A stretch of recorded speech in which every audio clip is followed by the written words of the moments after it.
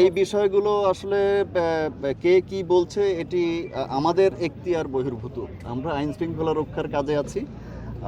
আমার মনে হয় আপনারা বিশ্ববিদ্যালয় কর্তৃপক্ষের সঙ্গে কথা বললে আপনারা পুরো বিষয়টি বুঝতে পারবেন। ভাই, আজকে ঢাকা বিশ্ববিদ্যালয়ের সাধারণ শিক্ষার্থীদের যেহেতু বিক্ষোভ ছিল পূর্ব নির্ধারিত, তো এখানে সাধারণ শিক্ষার্থীরা কোনো ধরনের অপ্রীতিকর কোনো ঘটনা ঘটাইছে?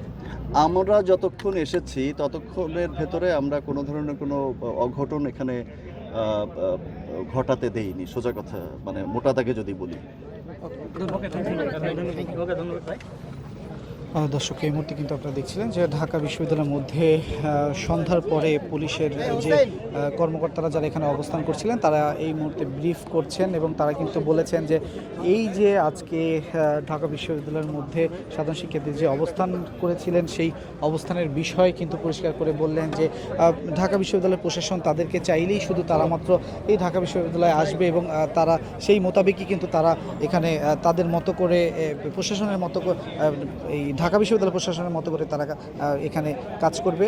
আর যদি প্রশাসন না চায় তবে কিন্তু এই পুলিশের যারা সদস্য আছে তারা কিন্তু এখানে আসবে না, এমনটা কিন্তু কথা বলেছেন। তবে তারা আসার যখন এখানে এসেছেন তারপরেই কিন্তু ঢাকা ইউনিভার্সিটির এই যে শহীদ মিনারে যারা অবস্থান করছিলেন তারা কিন্তু এখান থেকে ফুলার রোডের দিকে চলে যায় কোঠা আন্দোলনকারী শিক্ষার্থীরা যারা ছিলেন, এবং সেই পরেই কিন্তু এখানে প্রশাসনে যিনি রয়েছেন ঊর্ধ্বতন কর্মকর্তা আমাদের গণমাধ্যমের কাছে কিন্তু তিনি ব্রিফ করলেন এবং সেই চিত্র কিন্তু আপনাদের সামনে তুলে ধরলাম। এবং সেই সাথে বলতে চাই এখানে কিন্তু গণমাধ্যম কর্মীরা রয়েছে প্রশাসনের ঊর্ধ্বতন কর্মকর্তারা সহ পুলিশ সদস্যরা রয়েছে এবং তারা কিন্তু এই মুহূর্তে ঢাকা বিশ্ববিদ্যালয়ের পরমাণু শক্তি কেন্দ্রের সামনেই কিন্তু অবস্থান করছে।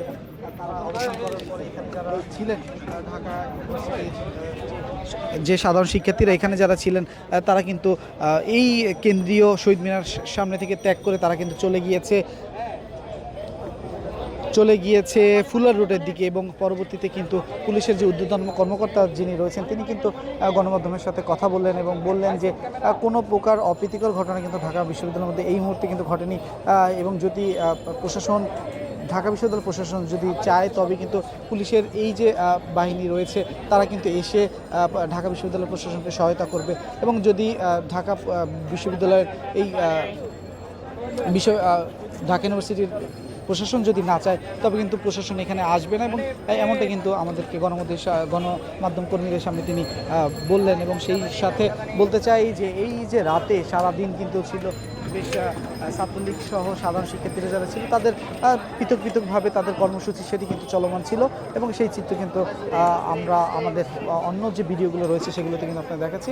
তবে এই মুহূর্তে কিন্তু এই ঢাকা বিশ্ববিদ্যালয়ের এই জায়গাটি ছেড়ে কিন্তু যারা সাধারণ শিক্ষার্থীরা তারা কিন্তু ব্যাক করেছে, তার ফলে কিন্তু এখানে যারা পুলিশের যারা কর্মকর্তা তারাও কিন্তু টিএসসির দিকে অগ্রসর হয়ে চলে যাচ্ছে।